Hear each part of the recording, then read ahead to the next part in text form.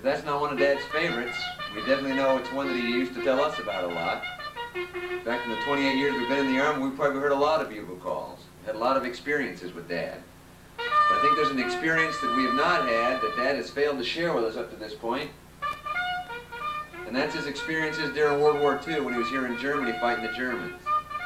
We all know he fought in the war. He came back with war trophies, with his medals, his unit crests. But he never came back and really shared with us the experiences of combat and what it's like. In fact, I think he avoided the opportunities to do that with us. And that's what I'd like to do here today with this video. I can remember when I was a boy, a few times Dad went swimming, how I'd curiously ask him about the marks in his thighs. He would brush aside my question with, "That's where I was wounded during the war." With some persistence on my part, he'd tell me about lying in the snow for hours bleeding before the rest of his platoon was able to get to him. But that was about all the detail he would give me. As I grew older, I quit asking him about it because I figured there was nothing more to tell. Well, in 1978, when Diane and I were stationed in Frankfurt, Germany, Mom and Dad came to visit with Frank, Jackie, and Russell. The thing about that trip I remember the most was the day trip we took up into the Eifel Mountains in Hürtgen Forest area near the city of Aachen. I remember driving down a small country lane looking for the place Dad had been wounded. He was sitting next to me in the front seat. Neither one of us had prepared any research or maps to try and find the location. He was doing it because I said we should do it. He suddenly said, "Stop the van," and I did. He got out, he walked down the lane about 50 meters, and stopped and looked off into a shallow valley. He stood there for about 2 minutes, and the family sat in the van and watched him. He then walked back to the van and said, "Let's go. This old soldier has drugged you around the countryside long enough, and I'm sorry." I told him apologies were not necessary. He did not elaborate on what he saw or felt, but the impact on him, and also on those of us sitting in the van, was deep. In 1982, when we were stationed at Fort Bragg, North Carolina, I convinced Dad to let me have his unit crests and medals so I could mount them in a nice display case for him. To make sure I had them in the right order, I had him tell me what unit he was in and when. With his written chronology of unit assignments and dates paid off a few years later when I was again reassigned back to Germany. In May of 1987, that was last year, a group of personnel officers, me included, from the 1st Armored Division went on a 4-day officer professional development trip to the Hürtgen Forest, the Siegfried Line, and the Battle of the Bulge area. While visiting the Hürtgen Forest, our guide, the 7th Corps historian, was telling us about the units who fought the Hürtgen Forest campaign and how they were decimated by enemy fire. One of the units he mentioned was the 9th Infantry Division, and I remembered that was the unit Dad was in during the war. I thought that the Hürtgen Forest might have been the place where Dad had been wounded, and so I resolved to do some more research. I also decided that Dad owed it to us, his offspring, to share with us his combat experiences. I sent Dad a couple of letters and talked with him on the phone. I also began to collect maps and doing some reading as did he. So when he and Mom got here in May of this year, I set aside a whole week for he and I and Micah and Asher to go to the Hürtgen Forest. It was a memorable trip. As the week went by, it became apparent to me that being wounded was only a small part of the combat experience that Dad had. We spent a lot of time talking about Frenzerburg Castle. He told me what it meant to get your pistol and how he had his first one taken away from him. He told me about the wounded German paratrooper who almost wiped out several of his buddies with a German potato masher hand grenade. He told me about waking up in the morning and looking out the window of a potato barn he was in down the barrel of an abandoned German 88mm anti-aircraft anti-armor gun. He told me about being surprised by a group of soldiers when he was in an exposed position while relieving himself. The soldiers fortunately turned out to be Americans from another platoon. What I've tried to capture on this video is Dad's reactions and feelings of where he had been during the war. I don't know how successful I've been. In some ways you had to have been with us to totally appreciate it. This video can be confusing at times, and I apologize for that. I didn't have any fancy equipment to do edits and fade-ins or voiceovers, nor am I a trained cameraman, and neither are Micah or Asher. To gain a better appreciation of where we went and what we did, we have to go over a little bit of geography here. what I've tried to outline here is where in Germany we went. This is the border between Germany, Luxembourg down here, Belgium here, and a little piece of the Netherlands up here. The city of Aachen sits in this corner of right here. There's an Autobahn, A4, that goes through the border in the Netherlands that way. There's also a branch that comes off this way. There's an Autobahn that goes into Belgium right there, and that's E5 Autobahn. Aachen sits right in this area here, and some of it spills over even into the border. Okay? The Hürtgen Forest is in this area right in here. And what we'll be doing is, as we go along, I'll fill out the rest of this as we put this tape together so you can get a better appreciation or understanding where we are. What I recommend you do is get a map out so you can see where this is in Some suggest that there's a war for every generation. For those of us born in the late teens and the early 20s of the 20th century, our war was World War II, a conflict that left very little of the earth and few nations untouched. More significantly, there was no family or individual that was not impacted upon, at least economically, if not by lifestyle disruptions of personal blood and sacrifice. Millions of men and not a few women were in uniform. Millions more toiled to stoke the furnaces and till the fields to support the war effort. Other millions patiently nurtured the young and mourned for loved ones and prayed for the war to end before more of their children were torn from the family and community to serve. I speak of and for all sides of this conflict, not just of and for Americans. I was 18 in December 1940 when the Japanese attack on Pearl Harbor thrust the United States fully and officially into the maelstrom. As a result of tension and war in Europe and Asia, some troops had already been trained and deployed. Each week, with appropriate bells and whistles, the community met its quota and said farewell to a few more young men. Some volunteered, not many. Most were drafted. Oftentimes I was there on the platform, playing tuba in the city band for them. Always there was a contingent of World War I veterans, gray-haired elders in American Legion uniforms, to join the tearful mothers and fathers and uncomprehending younger brothers and sisters.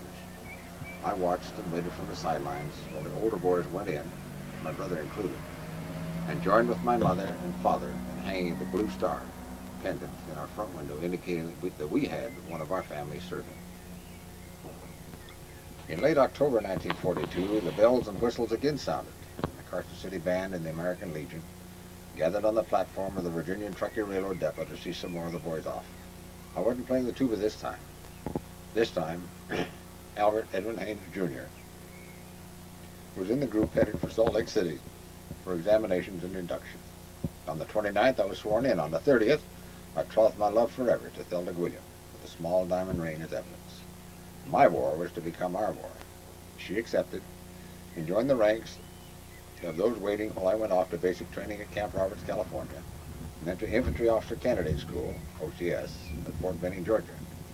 I was commissioned as Second Lieutenant Infantry, 13 August 1943, a 90-day wonder, as we OCS products were referred to then. We were married in the Salt Lake Temple on the 17th of August, and were at our first duty station, Camp Alders, Texas, later that month. I was 21. A few months later, I was ordered from Texas to the 69th Infantry Division at Camp Shelby, Mississippi. I took my 8 months pregnant wife to her home in Baker, Oregon, where in July our first son was born. Shortly thereafter, I was ordered to Europe as a replacement officer. The details and adventures and experiences of those months of our lives are subject of other chapters in our life history. And so the war began for me. It was, from the perspective of almost 44 years, a small war. A week on the Atlantic, a couple of weeks in the replacement system through England and France, to be delivered late in September of 1944 without bells or band, but with the whistles of artillery shells to G Company, 2nd Battalion, 47th Infantry Regiment, 9th Infantry Division. A unit with battle streamers from Africa and long campaigns of France. A unit that had just cracked the Siegfried Line, where they waited for gas and munitions and replacements for their dead and wounded comrades. And for me. Mine was not a long war nor a big one. 4 months in my little combat area, tucked away in the northwest corner of Germany, scant yards from Holland, Belgium, Luxembourg, and France. It includes part of the Hürtgen Forest and of the Ardennes, and can be bounded on a rectangle about 40 kilometers long and not more than 3 to 5 kilometers wide. Most of that was traversed in the back of a truck. Those miles compress into two areas. One near the Eschweiler and the other near Monchau. The time compartment goes into 5 weeks of outpost and patrolling in the Hurtgen Forest Defensive near Schevenutte, followed by 4 days of close combat and attack support, 4 days of intense combat to take Hohenschelm and Frenzerburg Castle, then some time off for refitting and reorganizing, down to Camp Elsenborn, then 5 weeks on the shoulder of the Ardennes, or the Bulge as we call it, near Kalter-Herberg and Herfen. 1 night of night patrol and 1 pre-dawn attack. Election Day, Thanksgiving Day, Christmas Day, and New Year's were only punctuation marks on the calendar, starred with rain and mud, blizzards, drift and cold, and mail from home. The Malmedy Massacre and the Valiance of Bastogne were just over the horizon. Thousands died and more thousands were wounded, and more thousands suffered hardship and misery in the name of war, of country, of patriotism, or of freedom. My war ended in the pre-dawn darkness Tuesday morning, 30 January 1945, near Herfen. No bells, no whistles, just wounds in both thighs from the hitherto silent machine gun on my flank. Then a long wait in the deep snow for evacuation. Not a hero, not outwardly a coward, just another infantry lieutenant who shouldn't have been on the point and who zigged when he should have zagged. Yes, I recovered, obviously. Operations in the field hospitals in Belgium, further treatment and rehabilitation in England, then back to my unit in May of 1945 in occupation duty in Scheyern and Fürstenfeldbruck, Germany. There to wait for my 85 deployment points to qualify me to return to the United States, which I did in January of 1946. So now, nearly 44 years later, May 1988, I returned to the site of my war, led by certain trumpets that I will comment on later, and prodded by nostalgia, by memories unresolved, and by a family that wanted me to recall and record my war for them. I invite you now to join us, whether from interest or obligation, or for insights into the times and the tides of one man who survived this war. Let's understand another cliché that is a truism. Just as there may be a war for each generation, war is hell. Within the bounds of that map live people, farmers, artisans, students, mothers, grandparents. Within the bounds of that map there were centuries-old farm buildings, manor houses, forests, fields, churches, villages, and cities. War is not pretty. It is abrupt and ruthless. And it is the utmost of stark reality of ruin and survival. Within the bounds of that map, in short cataclysmic hours, there was devastation and privation, suffering and looting. After all is said, war is individual, for those who live it and for those who wait at home, for those especially who lose life, home, and goods, for those who contest for each muddy, bloody foot of its landscape, and for those who sleep in Flanders Field. As Dad mentioned in his opening there, he talked about Aachen, he talked about the city of Eschweiler, which is up here. You have Weisweiler, which is located here. You have Langewehe over here. There's a road that goes through like this. Comes down here. There's a little place here called Schevenutte. This is where Dad first entered combat. What's interesting now is the area that he was in has since there's been a big dam built, and they've got this mountain lake that they've created with this dam. Because the road used to go through Schevenutte, which is located in this area right here. Used to go through and come out on this side. But the dam's been built. This is Schevenutte. Today is the 18th of May, 19th of May.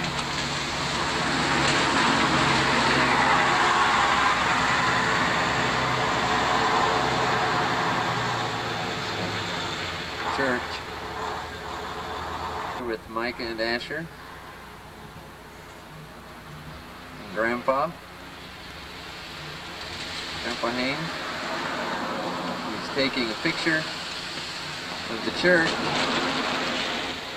This is part of his 9th Division history during the war. At the point we had a picture of 2 tanks, one to our right and one parked up against that Zoom Schwan right to the left. I came in here as a replacement lieutenant, joined the battalion, was put on a jeep and was shipped out of here. That's where we're going to go next, see if we can find out where it was. It's down the road here, right? Down the road. Okay. All right, now this is the picture from the division history, right, Dad? Yes. And this is the tank tube you're talking about right here? Yes. And this is the tank that's parked here, right? Yes. Okay, now what happened here? This is where you joined the division? Yes. Came in here from the States. Can't remember all the details of it. Can't remember, of course, what the battalion headquarters was. Joined them here and was placed on a jeep. Sent on down the road to the company. And then, so this is your first introduction to combat in Germany then? It was combat in Germany. They were still shelling here. We were under strict instructions to keep our helmets on and stay low if something came in. Okay, did you go inside the church or anything, or do you remember you just sort of passed through here? I think I might have stayed overnight. I'm not even sure of that. Okay. You didn't have your platoon yet then, did you? No. And you were assigned to what? G Company. G Company? Second platoon. Captain Waldo Kraft. He was the commander? He was the commander. And what battalion and regiment was that? 2nd Battalion, 47th Infantry Regiment, 9th Infantry Division. Okay. All right, let's go. So we're going to go down the road here then. Try to find the outpost. Okay. We're just about ready to get in the car. Dad decided that he thought he'd like to take a picture of this hotel here. He thought maybe somebody or some of his old buddies or somebody can tell him whether or not that it's something to do with the division history. You know, we're going to drive up the road and pick him up. Dad's taking this pretty well. He said it was going to be a tough trip. Well, I think we're just starting to get into the hard part.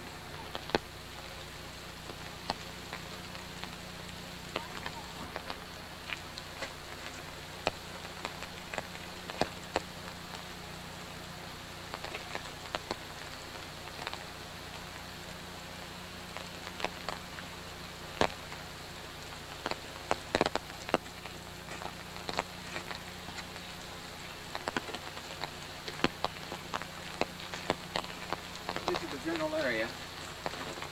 It's in this area that the platoon, 2 platoons are on the line and the other platoon in reserve. The other platoon down that way. We were here. I suspect some of my men actually had their foxholes right in this general area. I was probably, very possibly, right back up this swale and in touch with them with sound power telephone.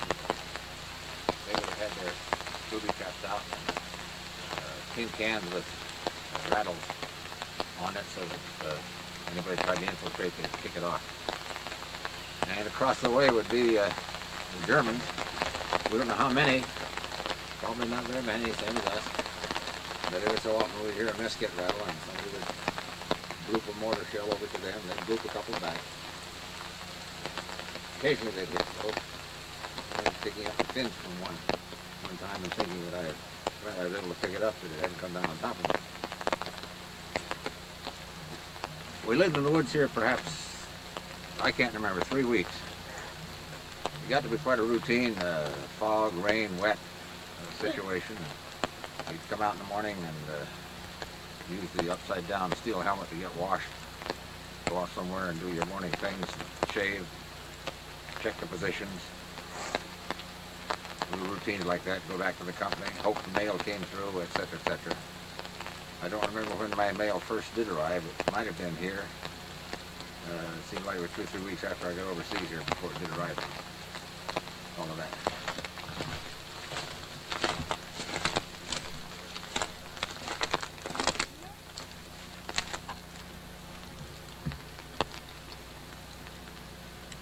The brought you out here.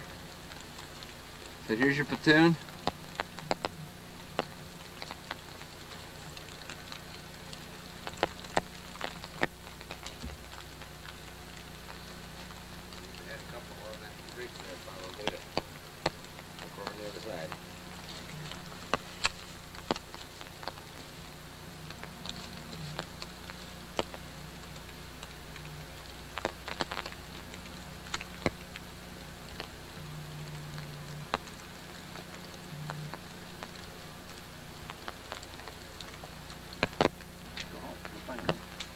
Okay.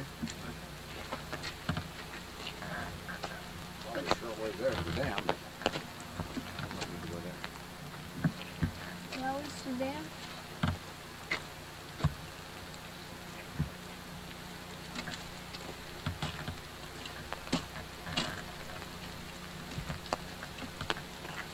Well, how'd you feel leading a platoon of 40 men in the combat? I don't know. You did what you're supposed to do. You did what you were called to do. I don't know how to describe it. You had these sergeants and other people that were so much, well, older in years as well as so much senior in combat experience. But you were the appointed leader, and you're the one that went back to the company to get the instructions. And you're the one that had to be sure trench feet didn't take over. Come back and give the NCO the mission, and he'd figure out how to do it, huh? Well, I'm afraid I participated a great deal in how to do it. Yeah. There wasn't much mission to this one. You just keep your head down and your ears up. Don't let anybody come through. And how long were you in this position? I tried to reconstruct, I suspect, about 3 weeks. So from September, Early October, late September, early October. And then we were pulled back into a ready position to get ready for that Operation Q, which was supposed to start on the 1st of November, but didn't until the 15th. and Operation Q was the pinch off Aachen, right? Uh-huh.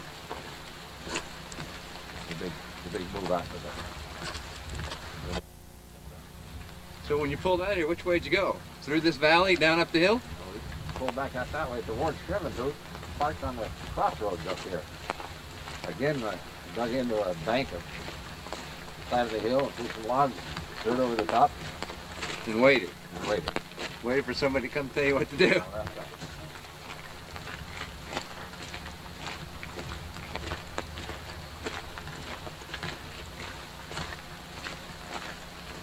He saw somebody in danger and he tackled him with the No! Yeah. I wasn't that kind of hero. Not many of those kind of heroes around, really, in the Western police and other times. But to be alert and do your part in the team, on the team, for instance, you're on patrol, you sense or see somebody, well, then you use the silent signal to tell you how to stop, wait, point to where you thought you saw something. Maybe the signal hit the dirt. This way down?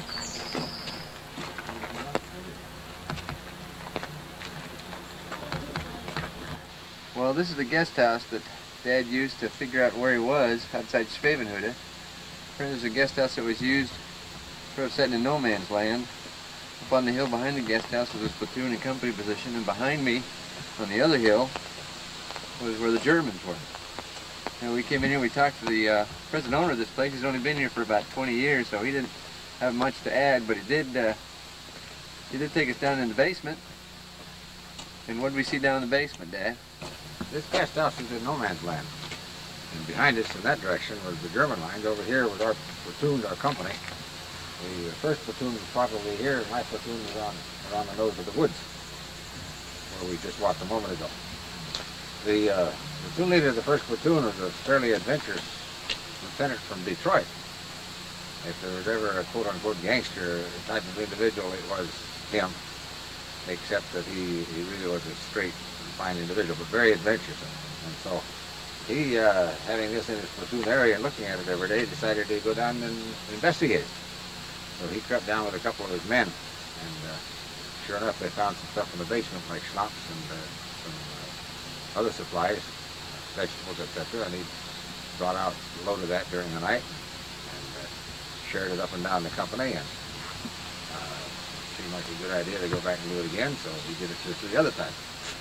In the meantime, the Germans started to do the same thing. And as the Sergeant Stripes writes it up, the Germans came in the daytime, we went in at night. Well, the Germans one time booby-trapped the entrance, and this made Lieutenant Allen very angry. And so we booby-trapped it, and they began to quite a scuffle over this guest house here. And needless to say, that was the end of the schnapps and of the canned peas and the canned fruit and so on and so forth. But one of the little interludes and one of the little vignettes of the war. I did not enter the guest house. I came down and looked at the back of it from up on the hill. But I was not in need of any schnapps. I didn't need that kind of adventure. And so I just stayed up there where I was supposed to be. Some of my men joined with the other platoon, however. A couple of them came down for the excitement of the patrol. So this building, though, was beneficial from the point of view that it showed us how to get where we were today, right? Oh, very definitely. This is my orientation point to find out what the platoon position was. It was beneficial in the sense of the morale and the laughs and the adventure that it provided back in October of 1944. It's the sort of horseplay that Americans are famous for. Sometimes backfires and you lose legs, arms, and lives over it, but in this case it ended up being kind of fun, but that was all. Well, the proprietor of this place said that the only part that stood was just this part right here, and that all that new part over there has been added on since the war.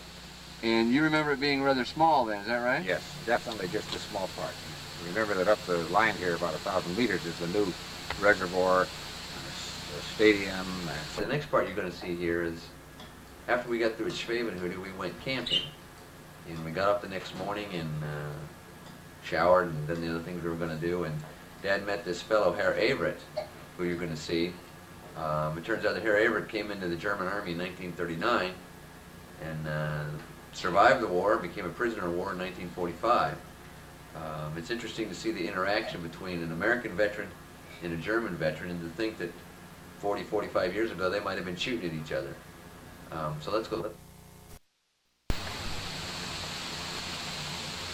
What do you think of it? I come here, infantry. Yes. Come in here, big trouble. Big trouble getting Yeah. in. We come along here, paratroop. My one company stay here, my company comes over here. Yeah. Big fire. Yes. Remember? Yes. Big fire. Yeah. Fired. Yeah. I set the hay in the barn on front. Yeah. I come around to here. I spend the night here. Two men. All the rest cut off. Me alone. Next morning through. Yeah. One big tank. You? 88. 88? Oh. Is that you? Yes. One big tank right here. Yes. Right here, looking at me. In the morning. Oh. Where were you? Yeah. Were you I don't know what for day. I have forgotten. Too many I days. I don't know. Really. That was it. Then next day we Go back? We go into Frenzerburg. Yes. You know Frenzerburg? You know where it is? Where's Frenzerburg? Here. Yeah. Nobody?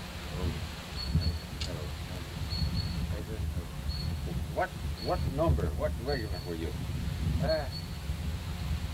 German Tank?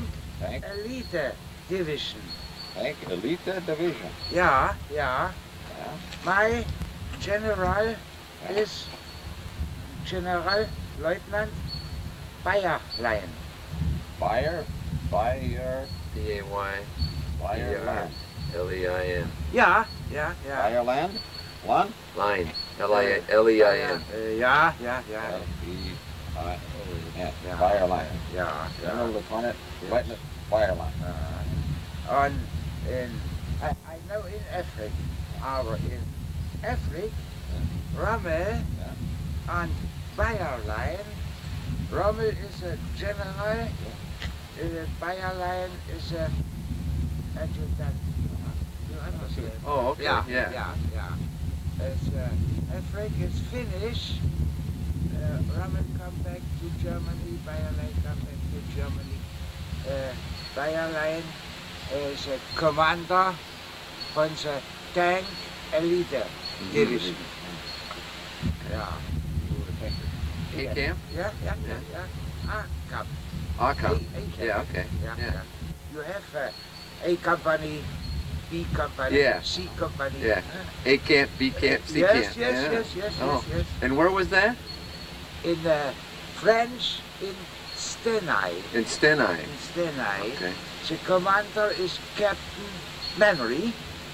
Mallory? Yes, Mannery. Okay. Captain Mannery. My motorpole office is Lieutenant Williams. I have my home, I have the was a truck. Uh-huh. Deuce and a half? 2.5 ton? Jeep, Yeah. Dodge, 2.5, Uh-huh. GMC. Yeah, GMC? Yes, Jimmy, GMC, yeah. yes. And the 4-ton Raker. I Mhm. have in my home the papers. Oh. I work in the camp. Uh-huh. The French people, and the French people know the French military coming to America. And my French, my prisoner, Oh, yeah. Yeah. you gave me 1,000 French. Exchange. Yeah. Oh, exchange. Exchange. Oh, okay. Yes. Yeah. Where were you captured? Where were you Where did became a prisoner? when you became prisoner? Where were you? Ja, also no, at the moment 12 April 12th of May, 45. 1945. I Okay. tell for me War's Oh. over. it's about finished. Yeah. I going in prisoner in Isa Loan. Isa Loan? Ja. Isa Loan. Neuenrade bei Isa Loan. Neuenrade? Ja. Neuenrade by Ja. Isa Loan. Und my look, Uh-huh. when I have no finish with the war, too much, the American tank, the German tank. Yeah. Maybe German tank makes so. Yeah. German tank was a good tank. Oh ja. Sehr gut. Oh ja. Good morning. And, and your name? Your name? My name is Karl Haines. Carl? Haines, ja. Evert. E. E? Hey. Ja, in Deutsch E. Hey. E. W. E? G. Nee, nog een. W. W. E. Moment, just. Yeah, let him Ja, write it. ja. E. A. R. R.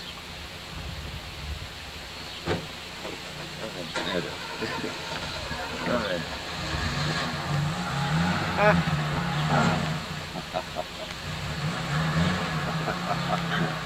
It's a good thing. I do it. It's a good thing.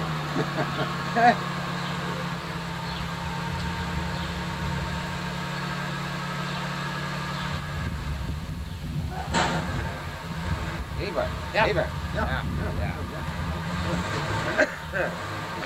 What rank? What rank? First sergeant. First sergeant. Oberfeldwebel. Overfeldwebel. Yeah. Yeah, okay. Yeah. The sergeant under. Yeah. I survivor in the invasion since the 6th Juni coming Kaufmann Uh-huh. and Captain Hübner. I tried. I show my cars is what's that? Yapo. You understand? Yapo? Apple tree? No. The flyer. Airplane. Oh. Airplane? Yeah. Airplane? Yeah. Okay. Yeah. The Yapos Oh, airburst. come Okay. coming Yeah. here and 2 rackets. Right. I showed 3.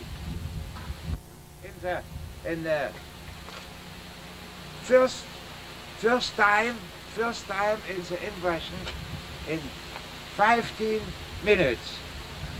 My cars coming Oh, yeah. Okay. and going in flame. Uh-huh. So in the invasion, you were what? Airport? In France? Were you In in France? French, Cherbourg. Caen, Saint-Cloud, Saint-Cloud. Tilly, Tilly. Hot, Who? All of them. Quarantine. He's right up there where the... I go back.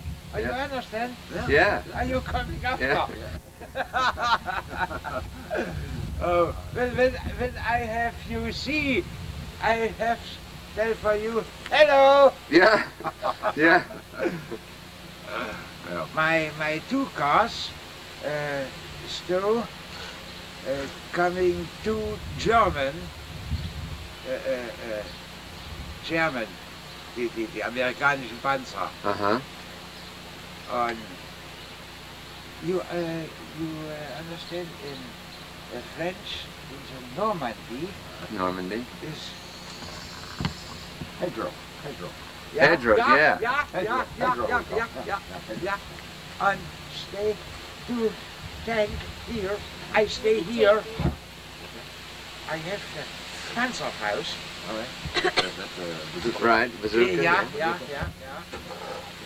I look, the commander from the tank. Hello, boy. Come on. I tell for you, oh, sir, you crazy. That's right. Coming out. Oh, I go back. Go to the next Pedro. Oh, yes. I tell for my general, do tanks stay here. Yeah, come, boy. I look of the car. He said, no. You look in the window. Oh. Not on the map. It's in at the Yeah, window. Yeah. Yeah. Oh yeah. Took a long time to go. No, I have yesterday it's a tele. You president. Yeah. Tell prima. Oh yes. And maybe Reagan and Gorbachev too. Come together, yeah. That's Peace, better. That's yep. better. Peace. That's better for all the way. That's better. No war. War is no very good. No. And so we show the young men. We tell the young men the grand about the war. War's no good. Here's Evert and Herr Haines shooting each other. And now we're friends. The next place we went was a little town called Gressenich, which is just up the road from Schevenutte, about that far. It's right about here.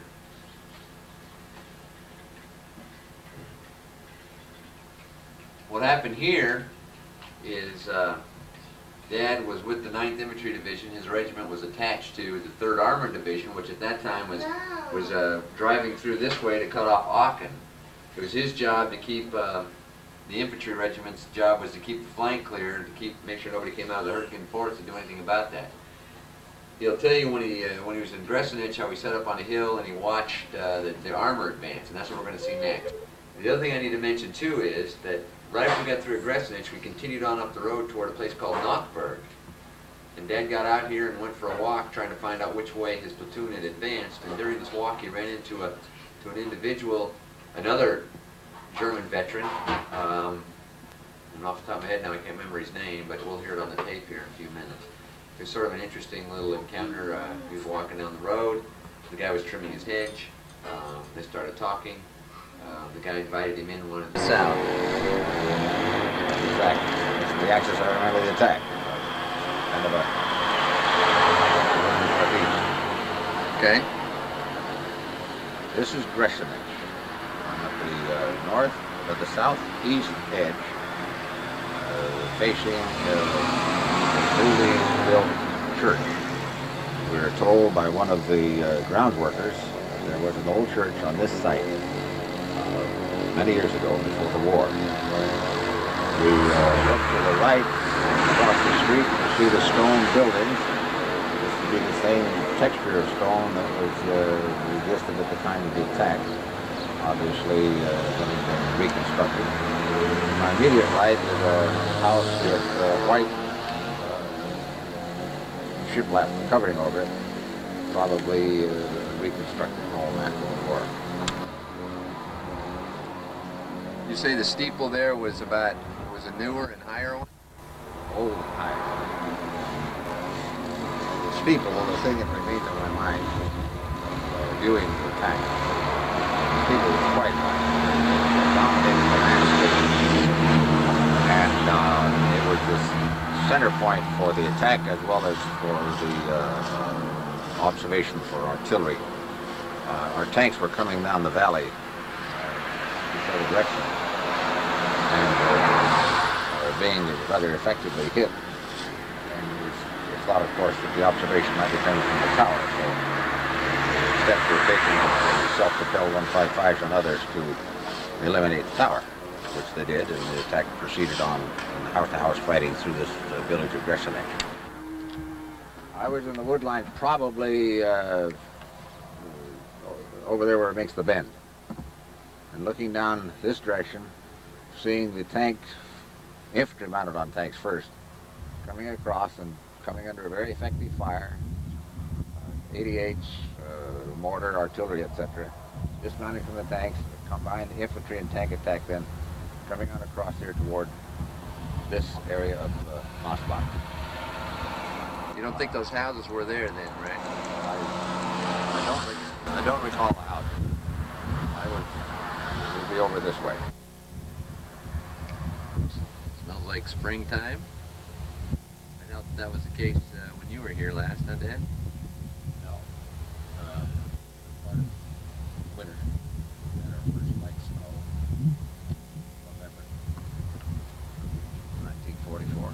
And I stood at this wood line and watched, first of all, many flights of airplanes going over bombers.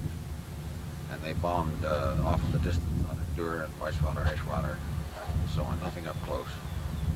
The area here was under artillery fire, both our own going out and then our own close-in fire in support of the infantry and the tank attack over this rolling hill here. I see a fairly busy road off to the left. I suspect that was the left axis of the attack for our regiment. And on the other side probably was the 3rd Armored Division, although I'm not at all sure. I have no recollection of the scenery in that direction. My recollection is all focused on Gressenich and Intakt, ja, aber kein, Kein Verkehr drauf.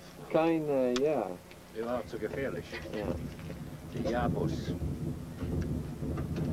Kennst du noch Jabos? Ja, Der Papa nimmt alles auf Tonband auf. so. Ich werde noch Historiker hier. Ja, Ja, du kannst, der Papa hat in dem Moment Glück gehabt, wo ich die ganze Geschichte noch kenne. aha. Ich war echt in den Jahren, habe ich eben zum Papa noch gesagt, da hatten wir noch so gegrüßt, nicht so hoch. Oh ja, okay. So. Aber 17 Jahre oder, ja, war okay. 15 Jahre. Oh, 15 Jahre. Mit 16 wurde ich Soldat. 15 years und das, wie lang? 6 Jahre? No, mit 16 Soldat und dann noch ein Jahr, da war ich in Gefangenschaft mit 17. Oh, okay.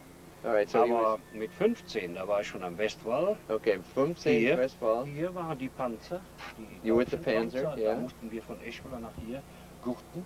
Okay, so he's with the Panzers and he came here from the Westfall. Granaten, die From Soldaten, Herkenwald, die Lanzer yeah. helfen. Yeah. Wir mussten helfen. Okay, helping. Mit Uniform. Yeah, yeah. Okay. Kamen dann weg. And saw. Okay. Aber da, wo dein Vater jetzt gewesen ist, ab Ja. da Yeah. war ich schon in Sachsen. Oh, you were in. Okay, he was in Sachsen when you were here fighting here. Sie war in Sachsen, aber mein Vati war hier. Okay, okay. Yeah. Als die Amerikaner runterkamen, Mhm. sind wir weggegangen. Ah, okay. So while the Americans advanced, they were retreating and pulling out. So the elite Panzer are here. Und von den Deutschen. Oh, okay. All right. Yeah, gestern Abend waren wir im Badensee, im Camping, im Badensee, der war in See. Camping. Ja, in Camping, Badensee. Und der war Mensch, som var i Panzer, Elite Panzer Division. Und wir haben mit ihm gesprochen. So, ja. Ja, das war also Jeff, du musst mich so verstehen, dass ich das so alles in Erinnerung gehalten habe. Mhm. Da bin ich praktisch mit groß geworden. Ah. Ich kam mit 10 Jahren, hatte ich schon eine Uniform an. 10 Jahre, ja. Ja. Okay. Knippst du? Nein. Ja, ja. Bist du, filmst du? Ja, ja. Mein Aber Gott, ja, ich sehe das Ding da gerade Ja, was, laufen. das ist Familie, persönlich, nicht, nicht mit... Ich mach da bloß keine Televisie drauf. Nein. Ihr seid vom BBC, ja? Nein, nicht von BBC. Nein, nicht von BBC. Er Seit raucht, 10 ich Jahren? rauchte. Ja, das ist gut. Also, Seit 10 Jahren war sie gut. im Auf die Gefahr, dass das jemand hört. Aber das ist kein Geheimnis. Mit 10 Jahren kam ich ins Jungvolk. Mit 14 Jahren in die HJ. Okay. Und da war der Krieg schon da, aber Ja. richtig war er da. Ja. Da mussten wir mit ran. Ist egal, was da war, wir mussten da mit ran. Okay. Aber das, jetzt höre ich damit auf, dass nur damit du verstehst, wie ich überall das so oder überhaupt das noch wissen kann. Oder ich überhaupt das weiß. Ich bin damit groß geworden. Na, ich Verstehst du? na, Ich sage es mal anders. Ich war in den Jahren, wo Krieg war. okay. In the year the war was, Mit 10, über 14, über 15 Oh, Jahre, okay. 17 Jahre. 10, In den Jahren war Orlog, Krieg. okay. Und 10, darum habe ich das noch hier behalten. oh, okay. Verstehst So du? he put it all up Ich here in hab his mind. Okay. Genau Oh. wie der Papa, And so you came, genau wie der Papa jetzt kommt, yeah, möchte das nochmal alles sehen, okay. bin ich vor einem Jahr, 1,5 Jahr, habe ich eben zum Papa auch schon gesagt, nach Eutin gefahren in Schleswig-Holstein Uh-huh. und wollte die Oma noch mal sehen, die mir damals in Gefangenschaft nichts zu essen, Nichts zu essen.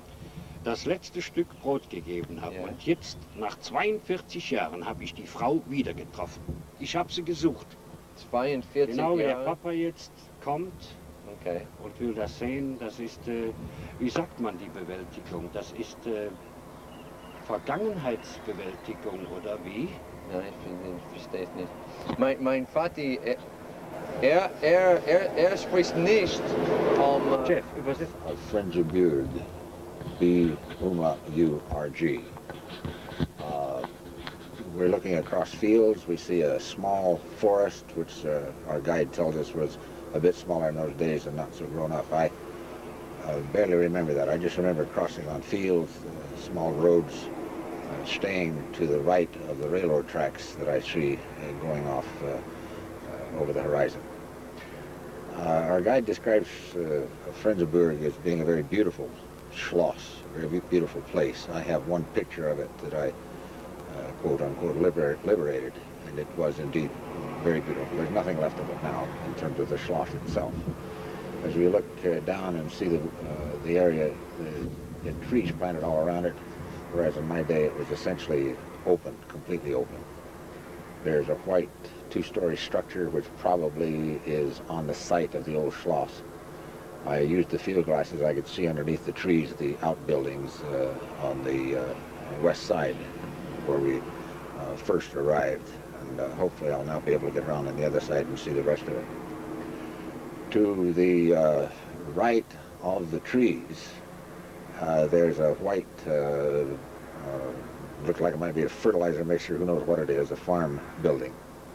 From that direction, early in the morning, we had a counterattack of machine gunners and, of course, riflemen that came off a fence line about 200-300 meters off in that direction. Came up over a small ridge that's not discernible from here, and attacked us. We called in artillery and mortars, broke up the attack, and that was essentially the end of the battle for the Castle Frenzerburg. After that,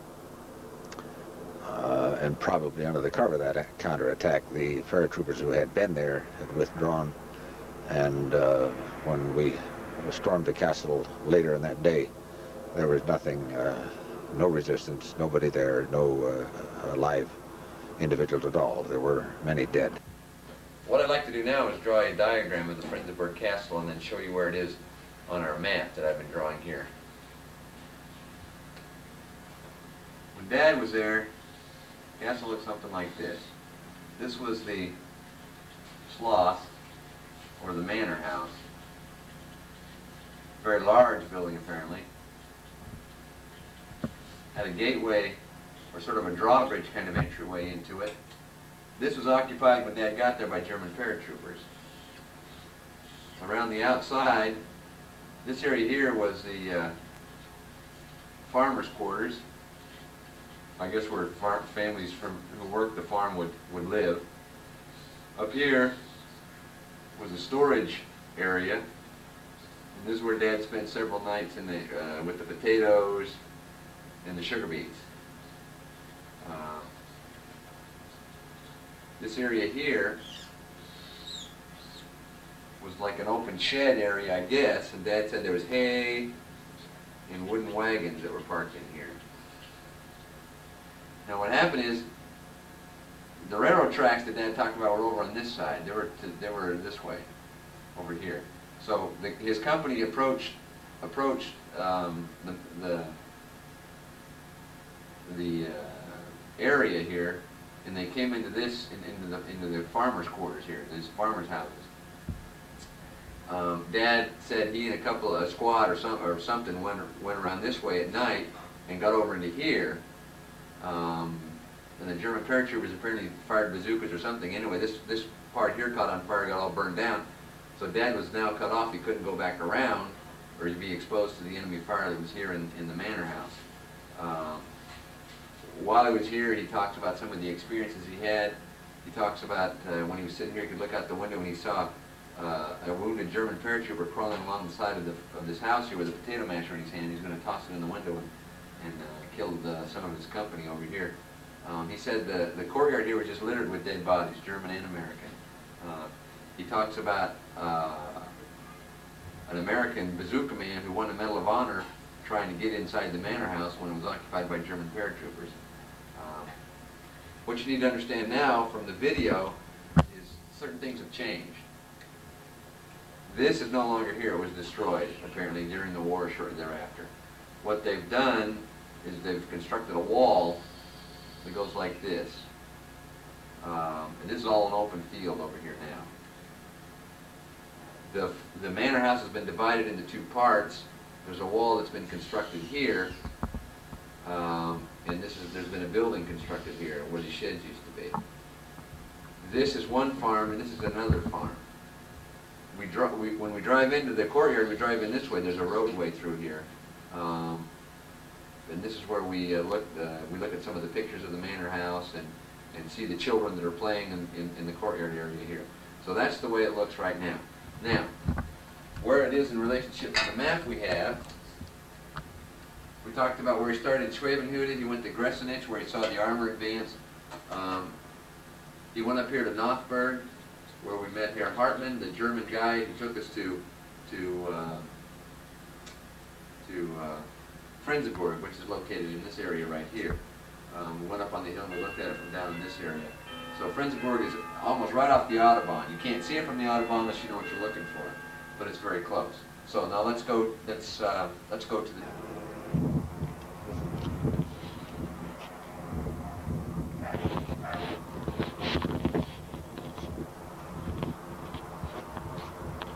So the bazooka guy, he laid right in front of that door? The bazooka guy was over here. In fact, we need to look behind that. My recollection of it is, let's take an orientation on this. This is the first place that we occupied. Okay. I had somebody in there and my platoon. Okay. And then I went around, was supposed to take my platoon around, got partway, we were infiltrating across, went around here and got into the building behind. And in the meantime, the Germans from the Schloss shot a couple of rounds of incendiary into this building back here, which was loaded with hay. Set the whole thing on fire so the rest of my platoon couldn't come around. So I was over here with 2 or 3 of my own men and a couple of other strays, can't remember who they were. Spent the night, maybe spent another day over here. Batteries ran out on the walkie-talkie and so on and so on. Well, I was over here looking out, and we'll go there in a moment. I looked across and there was a wounded German snaking along right up against that wall. Right over there against the building. Right up against the building with a potato masher grenade.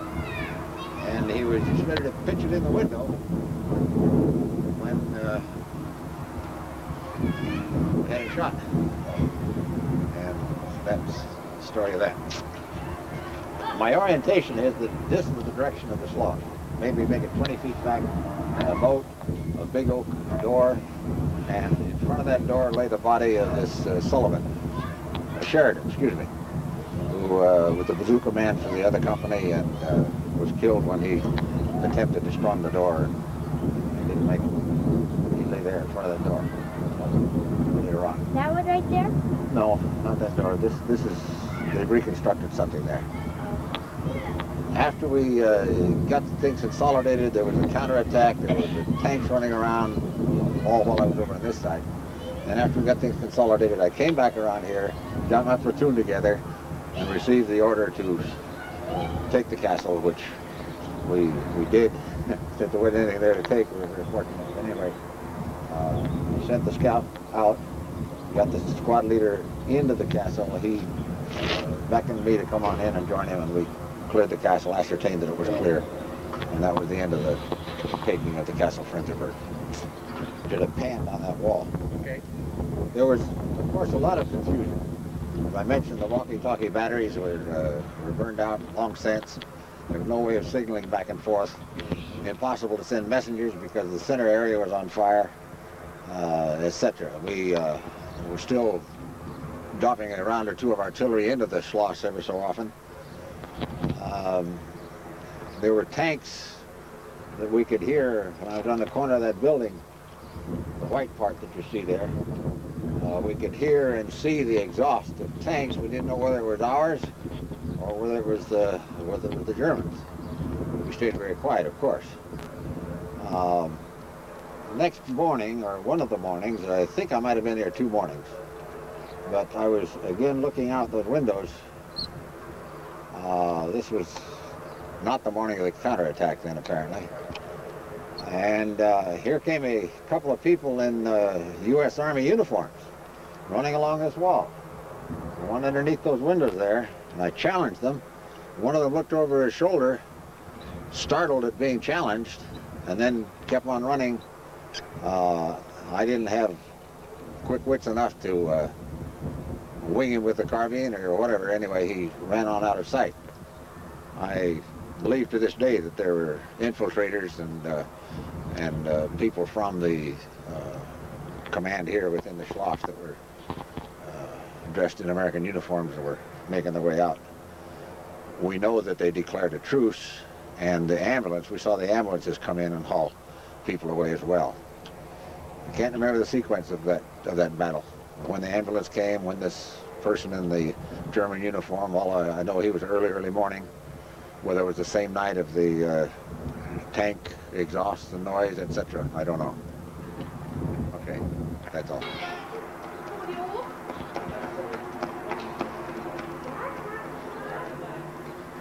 kids are playing here in the same courtyard that Dad fought in, playing war.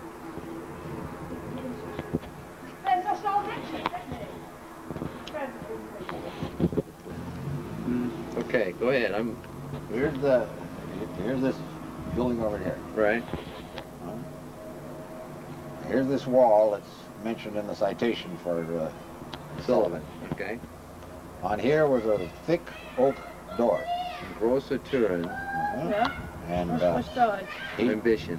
he came here and shot the bazooka, and it didn't shake it hardly. Okay. He came and shot it again. Oh, yeah. Shook it again. He came out the third time, knocked it off his hinges, pulled his pistol, and said, "Follow me."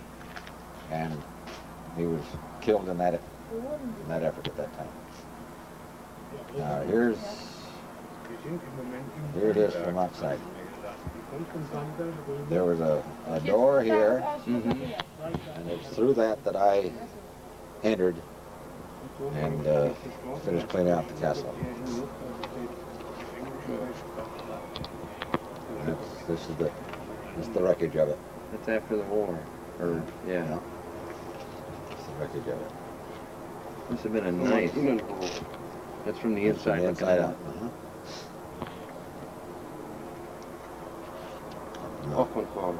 And there's the entrance to the bridge. Oh, there's the moat, huh? No, this is the boat here. Hier, Innenhof, Haupteingang. That's on the inside. Hey, dan een stalmatje. Wat is dit? Haupteingang is dat hier vorne. Oh, Vom Innenhof.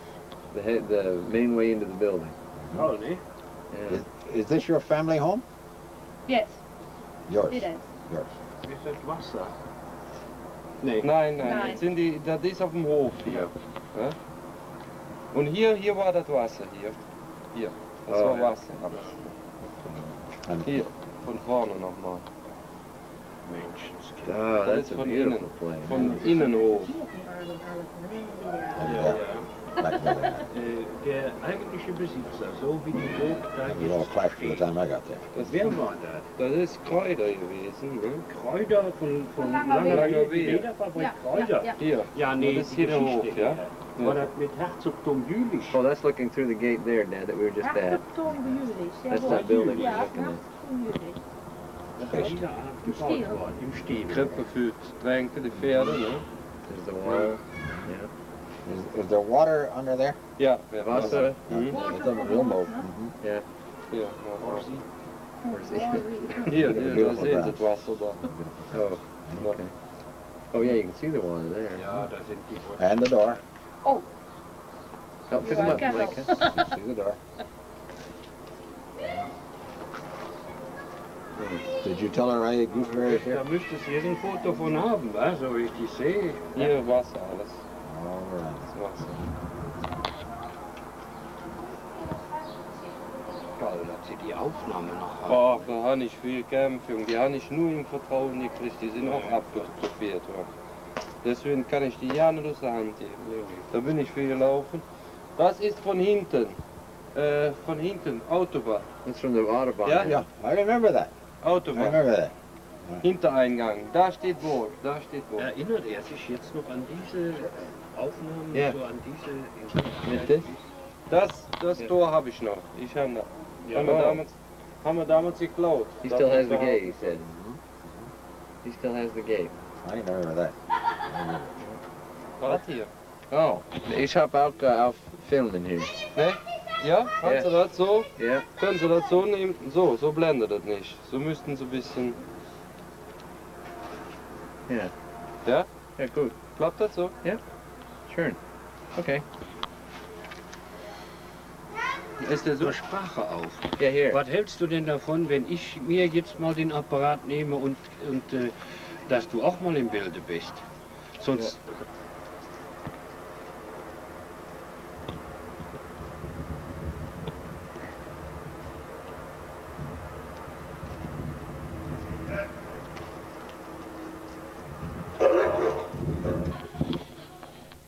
We are inside this building that Dave was talking about earlier where he could see what was going on. The lady we got going with us here just wants to yakety yakety yak. Was? Ich sagte gerade, wenn so ein Ingenieur da sammelt der alles und... Oh yeah, if you're an engineer, you can put it all together. You can figure it out. Yeah, yeah. Arbeiten in A Düsseldorf. little bit college. Viele Autos, guck mal, so alles. Yeah, a lot of cars, a lot of stuff. Must belong to her son-in-law. Kühe. There were potatoes here somewhere. Kartoffeln, potatoes, but kartoffeln right here, yeah. Or sugar beets. Some sugar beets. Was sagt er? Yeah, am Krieg, War kartoffeln right here. Pferdestelle, ne? Yeah, yeah. Weiß ich. Die haben Ja. ja, ist ja umgeändert worden. Alles neu. 20 Jahre. Everything's new now. It's 20 years, and some of this is new. We gotta get out of here. We'll be here all day. Could be showing us old motorcycles and everything else. Oh, there's one more. You want to go one more, Dad? That's near the barn. That's it. No. Yeah. That's how I first came in. That's how I first got it. Okay, so that was the Battle of the Castle Frenzerburg. Dad really spent a lot of time talking about that. He had a lot of experiences there. I guess that was his little war, as he calls it. As you remember from the map, Frenzerburg is up here near Eschweiler, near the Autobahn. Apparently what happened after that is they pulled his regiment out of the line for rest and recuperation. They probably brought him down this road, and like I said, they brought him back down through the way he had advanced. And this road that I told you about that went through here, through the reservoir, there's a road now that goes down south like this. And this I believe is probably the way Dad went. And this is Highway 399 if you have a map, okay? He went into Luxembourg down to a place called Camp Elsenborn. And let me write this upside down so you can't read it.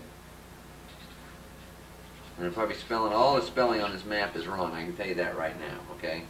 He went to Camp Elsenborn, he didn't spend very much time there, and we'll go there next on the tape. From Camp Elsenborn, he was there during refitting and what have you, when the Germans knocked out the Battle of the Bulge. And they came in, the German advance during December of 1944 came in this way and pushed the Allies back. Down here where Dad was, this southern portion of the Bulge held, and they managed to keep it, okay?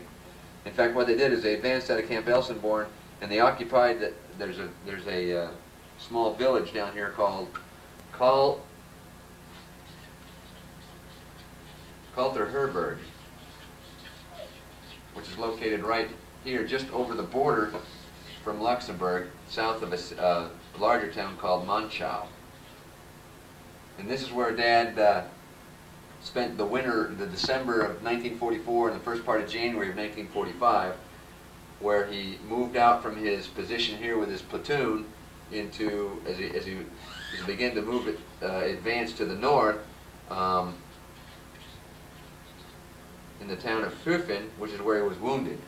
And what I'm going to try to do now is put the tape together in such a way that we set some chronology here.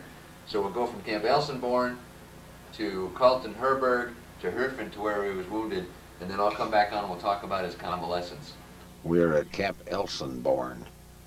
Picture being taken here of the chapel or the castle, whatever it might be. I have no recollection of the landmarks here. We were pulled out of the line after the attack of Frenzerburg and brought in here to regroup, pick up replacements, get new equipment, and get some recreation time in Verviers.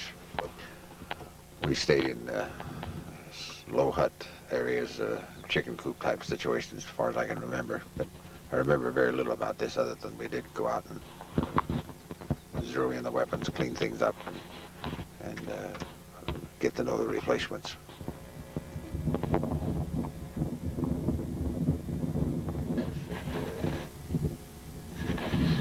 Effort by the Germans had been unsuccessful, and these paratroopers were making their way back to the rendezvous point near Monchau, as we understand it, in small groups.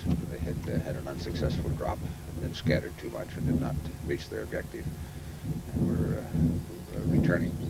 They came back in groups of 3 or 4, and one day our outpost picked one up here at this fence line. They wounded 2 of them,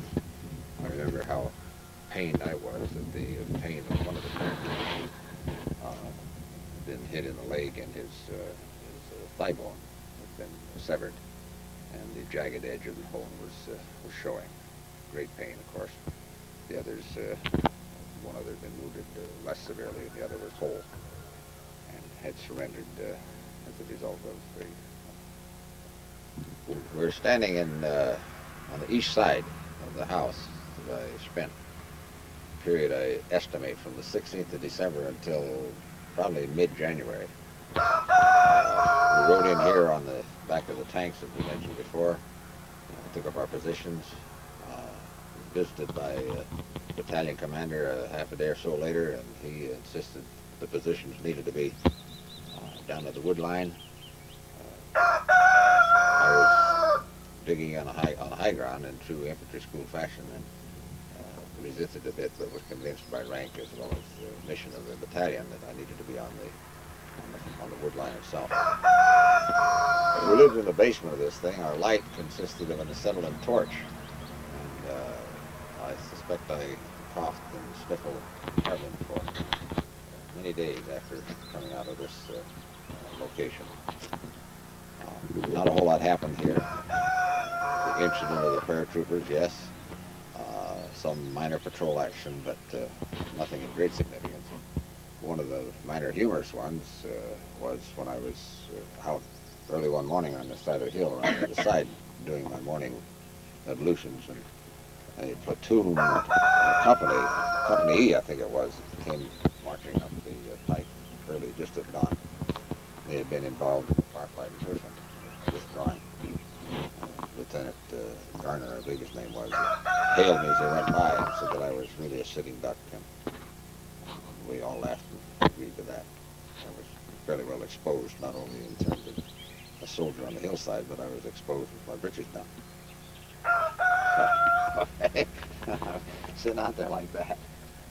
They came around the corner, and I had to make a decision. If I moved, I'd be seen. If I didn't move, I would be seen. If it was enemy, I'd rather not be seen moving.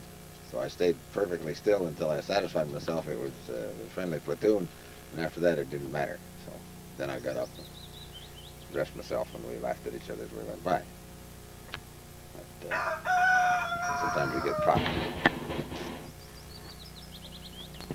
Well,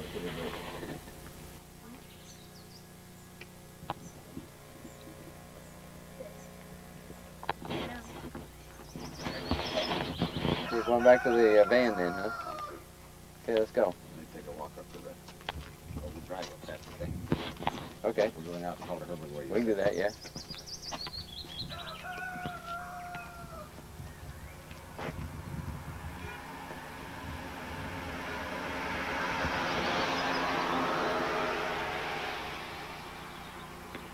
Marching in the column of twos.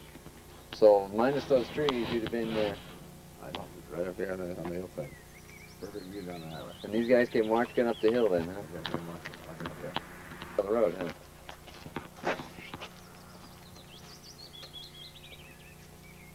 And right now, Dad thought he could find out where it was that he was wounded, but feels the terrain has changed so much and several other things, so we just sort of came out here to this field, and he said, well, let me get out and take a picture of the area, and then we'll go on. Like I said, he doesn't really know where it was or what the area would look like today, but anyway, this is where we are in Hofen. The terrain is sort of gently rolling. Some trees, a lot of open air, open fields.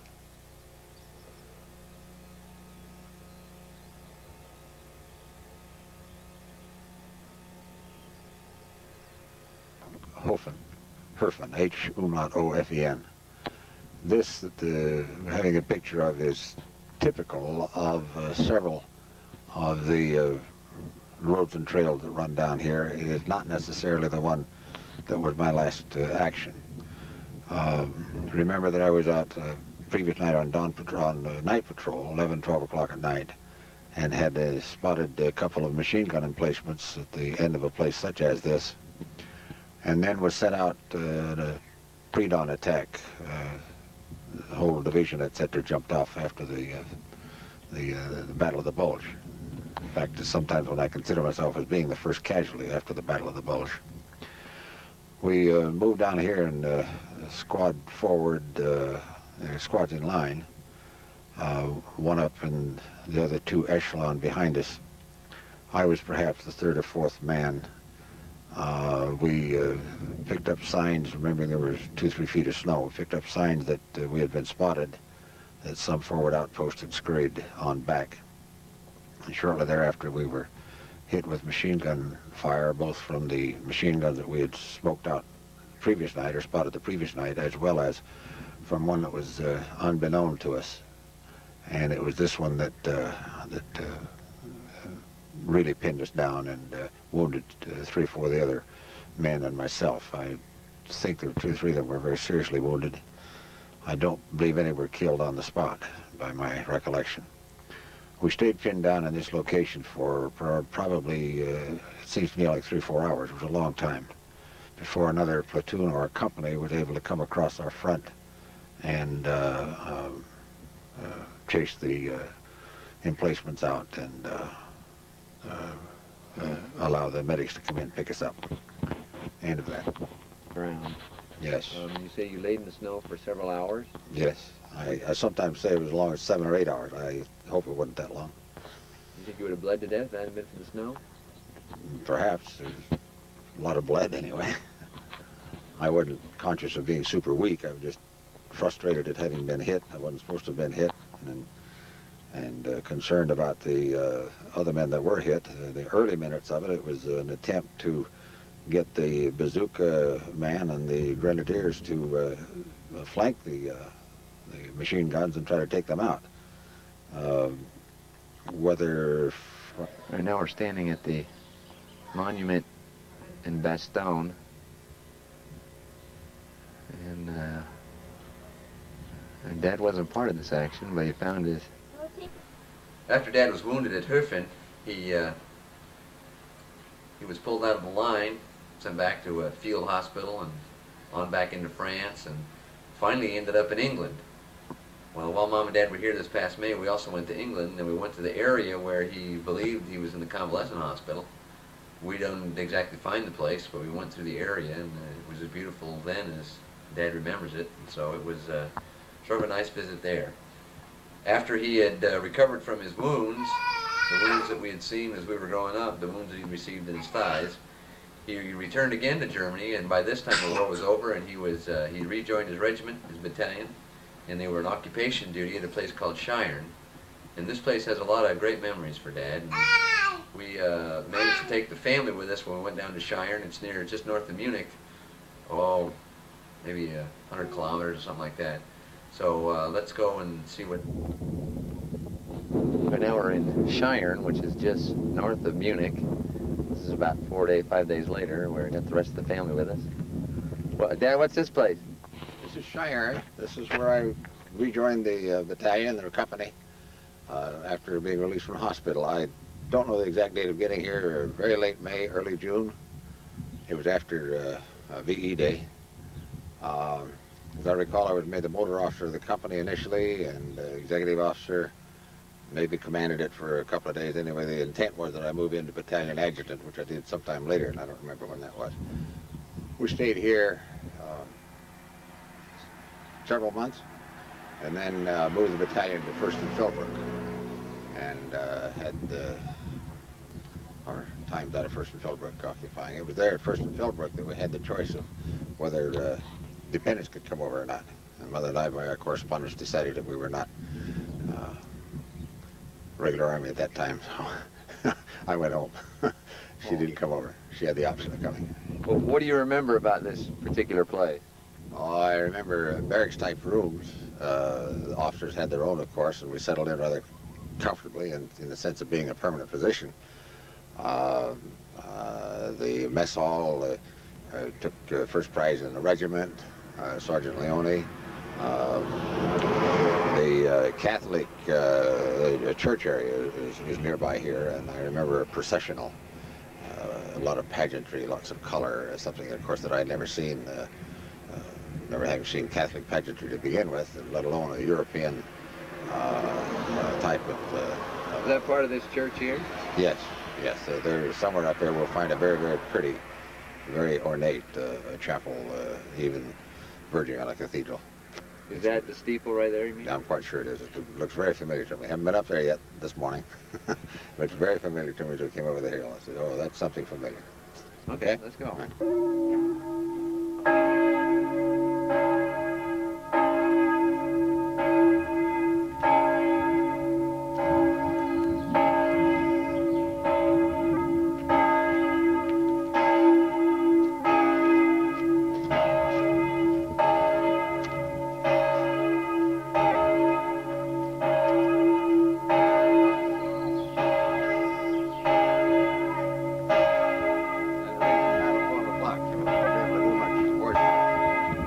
That will ring from now till 12 o'clock, about 3 minutes, so we'll not do any voice work at this time. Okay? That's fine.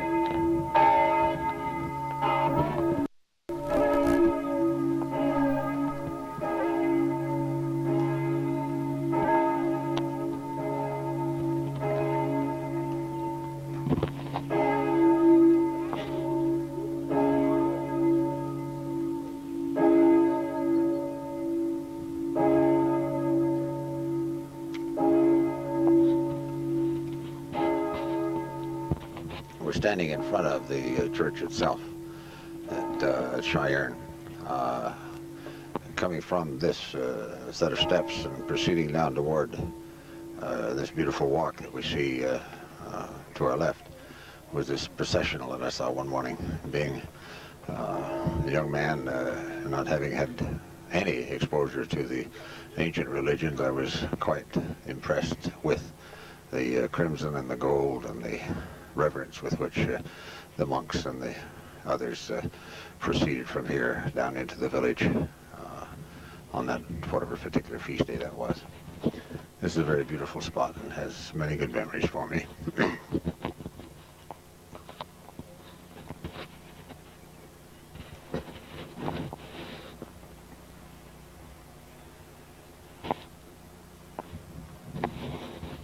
Which one of these buildings did you live in? Probably the one to the right as you go. I'm sure it was just above where the arcade is. Civilian beds, or were they army? Reconstructed. I don't know what they were. They were not army, but they were something that they picked up or had manufactured, or I don't know what they were. Remember, this was a school or a monastery, whatever it is. We haven't yet identified it here today, but they're extensive. It's a whole string of buildings centered on this location. I think I was on the third floor, and as I say, I think I was just to the right of the arcade that we'll see later. Now, that's the church bell chiming 12 o'clock.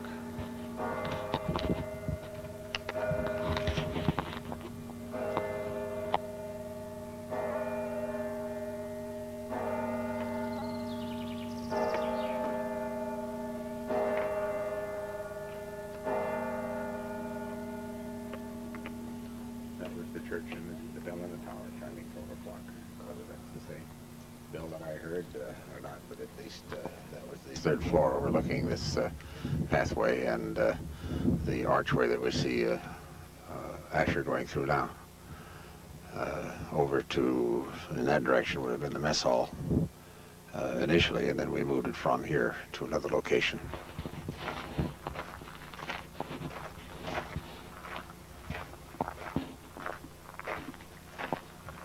Quarters?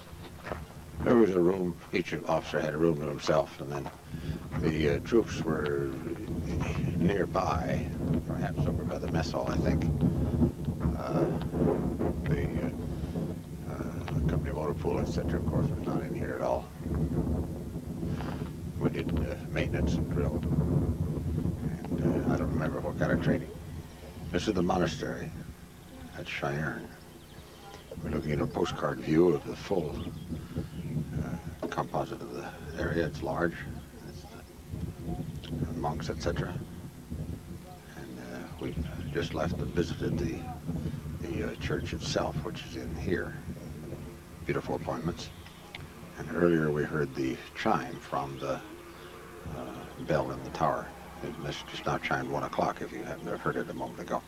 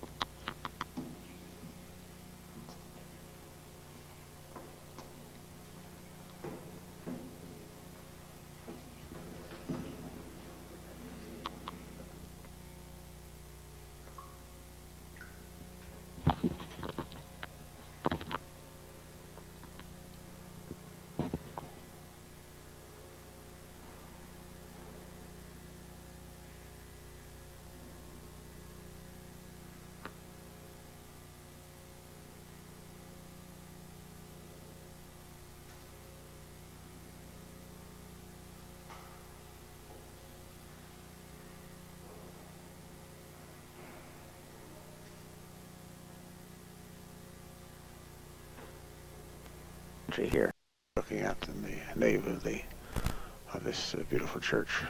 I probably was somewhat overwhelmed by it.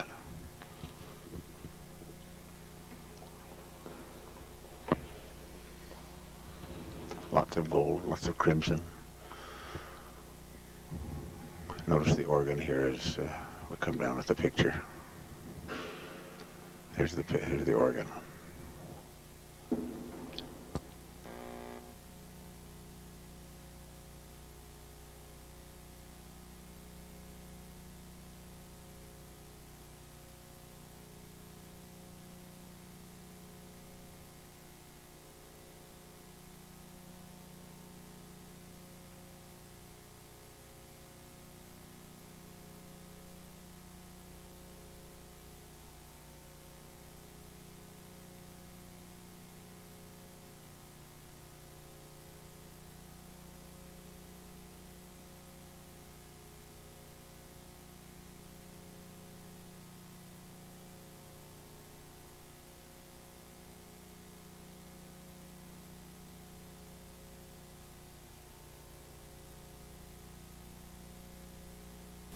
Was composed after my return from our reconnaissance of the combat area. It's composed based upon notes taken at the time, however, and upon deep and introspective thoughts that have occurred since then. For definition, I sleep at Echtz, E-C-H-T-Z. Echtz is a small crossroads within sight and sound of areas such as Langerwehe, Wiesweiler, Frenzerburg, Northberg, the massacre at Merode, Oldenberg, Düren. Scenes of severe and toilful battle. I heard the voices from the earth, squads, crews, platoons, companies, individuals, equipment, weapons, toiling, stirring, exploding and moving, the collective sounds humming and reverberating, captured and still echoing in the chambers of the earth, to be heard only when a receptor is tuned. Not a measurable, identifiable wavelength, but to a time length. It is a sound like that sound drawn from the chambers of the instrument by the master violist, who has lived and experienced and savored his instrument. At first sense will not recognize the tones are then embraced and are known by him to be unique. They stir him. The experience is not describable by one human to another, any more than the tones only the master violist hears as he draws the bow over the double-stop strings of his instruments can be heard or described to a listener, no matter how well attuned. These are the tones only the Creator hears. Other listeners may hear something akin, but it is not the same harmonics, not the same quality. I have heard tones similar to this before and since. None of the same. The hum of cars and trucks moving at high speeds on distant throughways, the sound of a city heard from the hilltop at dusk, the rushing of unseen winds through distant pines and the forest. Even in part the soundtrack, the noisy soundtrack of the Hertman Monument Memorial diorama with a blended roar of motors, the clank of tanks, the sound print of incoming shells, the staccato punctuation of machine guns and rifles and DAR, the shouts of the squad leaders and the riflemen, all of these are akin to, but not the same as the sound that I heard. The wounds to the surface of the earth, the cratering by the high explosives, the wrenching by the hard, cruel cleats of the tracks of tanks and artillery, the rutting of the tires by messengers, the prime movers sinking into the mud, these have long since healed. First came this quick scabbing of the wounds by the weeds and grass as they covered and comforted the earth. Farmers returned to the desecrated fields to clear and to level and plant them for new harvest. Trees and brush grew over the craters and emplacements. The scars and scabs of the wreckage of the homes and towns and cities have healed, as the old generation returned and repaired or tore down the worst and used the materials to rebuild homes and stores and churches and industry. And then there's the new, the wider roads, the new streets, the new houses, and the new generation that has grown up that knew not the war. The earth is healed, restored, regenerated, regrown, but the sound of the feet and the hearts and the souls of those that toiled and moved and bled here are still captured in the resonating chambers of the earth, to be heard only when you sleep with those who sleep at X. Only those who sleep at X.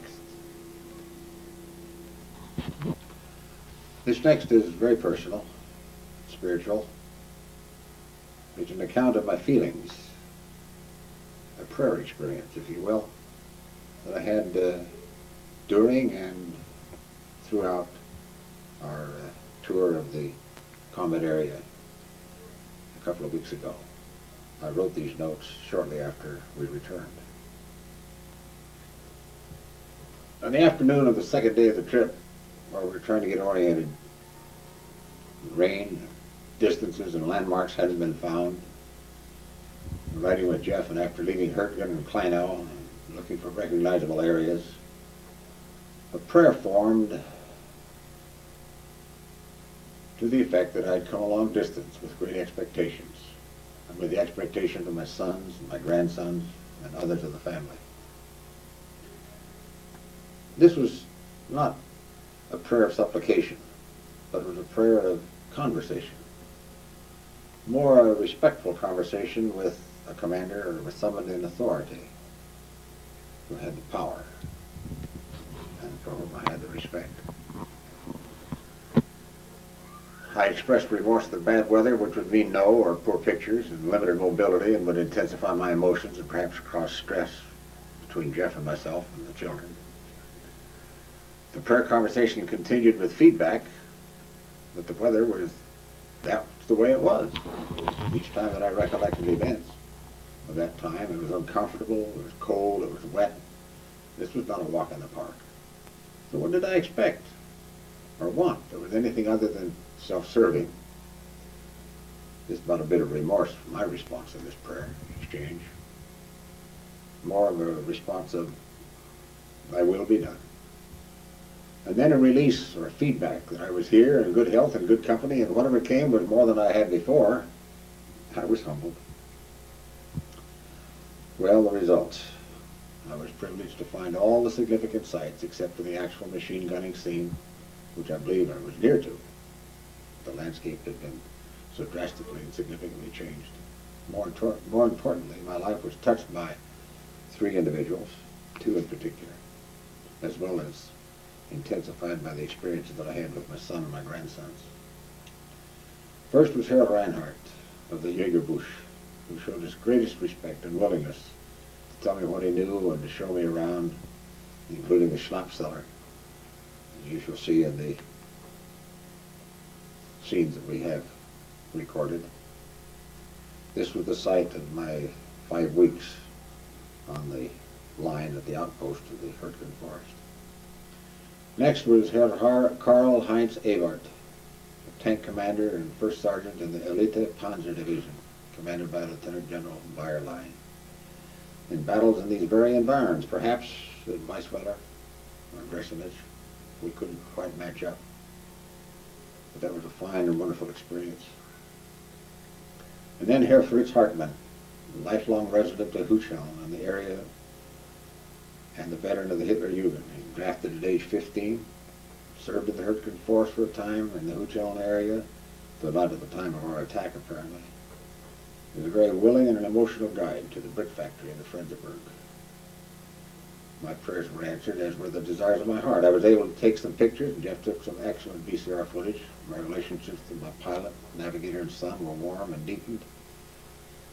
And as important, if not more, those three individuals, Herr Reinhardt, Herr Evert, and Herr Hartmaan, were given a much-needed and unexpected opportunity to vent and to react to thoughts and remembrances that they had been having of the war and its part in their lives. I needed them, and they needed me, and we found ourselves in warm and strange brotherhood and fellowship. Yes, I acknowledge the hand of the Lord in all things. In his mysterious ways, his will be done. He was my guide and my stay. And he gave me guides and stays of the most remarkable sort, in remarkable ways. I was prompted to address Herr Karl-Heinz Evert as he was passing by doing his duties as the caretaker of the campgrounds where we stayed. Could he speak English? Was he in the battle in 1944? I struggled with my German. And then I noticed I was in the infantry in battles nearby. Then he responded emotionally and warmly, and we shed tears together. With Herr Fritz Hartmaan of Hucheln, the prompting was no less distinct for me to cross the main street, into this narrow street that had led to a path, feeling that this could have been the axis of our attack, to address the man painting his railing and addressing him in much the same manner as I did with Herr Evert, and have an explosive and emotional reaction of amazement, wonderment, hospitality, as he figuratively dragged me into his house to show me books, to talk in fast German, to be concerned for my every need, water, toilet, a drink from his well-stocked bar perhaps, to ask if he could please take us in the places that I wanted to find and see, which we did, and which you see